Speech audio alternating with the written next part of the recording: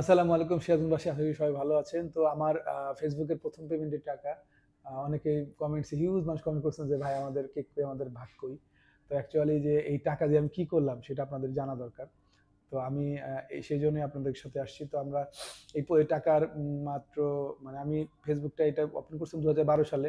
But এটা দিয়ে income করব বা এটা তো অনেক কিছু করবো, এই ধরনের কোনো কিছু চিন্তা ভাবনা কখনোই ছিল না।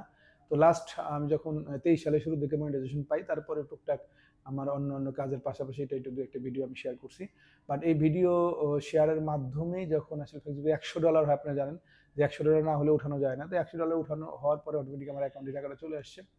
তো এই টাকাটা আসলে পাওয়ার আগেই আমি অনেক এর চেয়ে বেশি টাকা খরচ করে ফেলছি।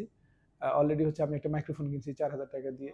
তারপরে হচ্ছে যে আমার এই টাকা পাওয়ার পরে আমার কলিগসদের হচ্ছে প্রায় $4500 মতো খাওয়াইছি, এবং আরো কিছু খরচ করছি। এবং সর্বশেষ আপনাদের জন্য কি করলাম, তো আপনাদের জন্য হচ্ছে একটা গিফট নিয়ে আসছি। সেই গিফটটা হচ্ছে যে আপনাদের সাথে আমি একটু পরে আনবক্সিং করবো, শেয়ার করব। তো আশা করি হচ্ছে যে আপনাদের দেখে ভালো লাগবে। তো আপনারা সবাই হচ্ছে যে আমাদের সেরকম ফেসবুক পেজের সাথে থাকবেন, আমার সাথে থাকবেন, এবং আমার যে কোনো ধরনের হচ্ছে যে ভুল বা কোনো কিছু যদি আপনাদের ভালো না লাগে, অবশ্যই আপনারা আমার ইনবক্সে শেয়ার করবেন।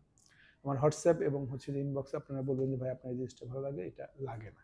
তো সেই কাজগুলো আমি অ্যাভয়েড করবো। আমার অ্যাকচুয়ালি আমার টাকার জন্য এটা করতে হবে বিষয়টা এরকম না, আপনাদের সাথে কানেক্টেড থাকাই হচ্ছে আমার মেইন উদ্দেশ্য।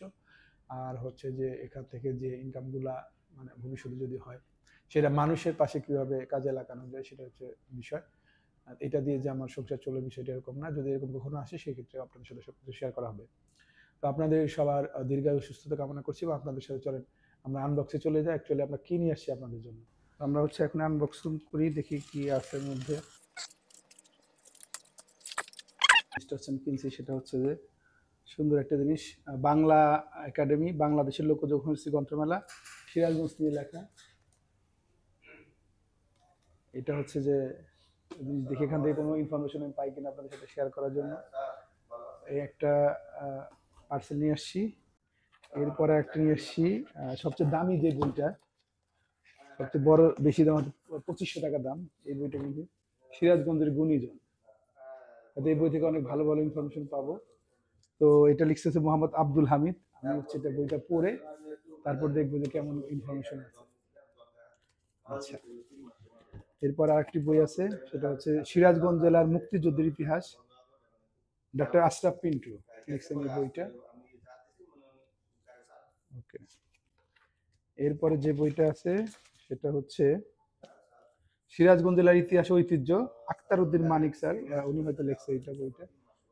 এই বইটাও সিরাজগঞ্জের আমার ভিডিও বানানোর জন্য অনেক হেল্প করবে আশা করি। আরেকটি বই হচ্ছে মুক্তিযুদ্ধ সিরাজগঞ্জ, মোহাম্মদ ইনামুল হক লিখছেন বইটা। এই বইটা হয়তো মুক্তিযুদ্ধ সম্পর্কে আমাদের সিরাজগঞ্জ জেলার যে মুক্তিযোদ্ধারা বা কোথায় কোথায় সংগঠিত হয়েছে সেটা হয়তো এই বইয়ের মাধ্যমে আমরা জানতে পারবো, সেটা আপনাদের সাথে শেয়ার করব। এবং সর্বশেষ যেটি হচ্ছে যে একটি মানচিত্র সিরাজগঞ্জ জেলা। তো সিরাজগঞ্জ জেলার হচ্ছে ম্যাপটা এখানে আছে। এই ম্যাপটা একটু আমি খুলে দেখি যে এখানে কি অবস্থায় ম্যাপটা দেওয়া আছে।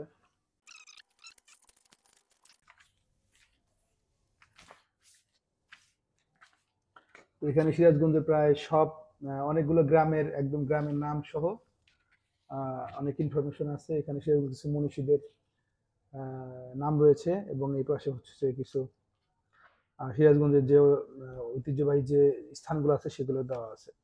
তো আশা করি এখান থেকে অনেক ইনফরমেশন আপনাদের সাথে শেয়ার করতে পারবেন, যারা সিরাজগঞ্জ সম্পর্কে জানতে চান, সিরাজগঞ্জের মানুষজন তাদের অ্যাকচুয়ালি এই ভিডিওগুলো তাদেরকে হেল্প করবে।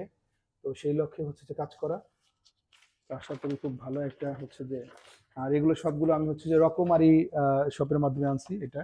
তো আপনাদের দেখে হয়তো ভালো লাগলো আপনার আনবক্সিংটা। এটা হচ্ছে যে সিরাজগঞ্জ জেলার ঐতিহ্যবাহী যে বিষয়গুলো, অনেক কিছু আমরা অনেকেই জানি না, আমি নিজেই অনেক কিছু জানি না। তো আমি একটু পড়লে হয়তো সিরাজগঞ্জ সম্পর্কে আরো ভালো কিছু জানতে পারবো, আরো ভালো তথ্য আপনাদের সাথে শেয়ার করতে পারবো।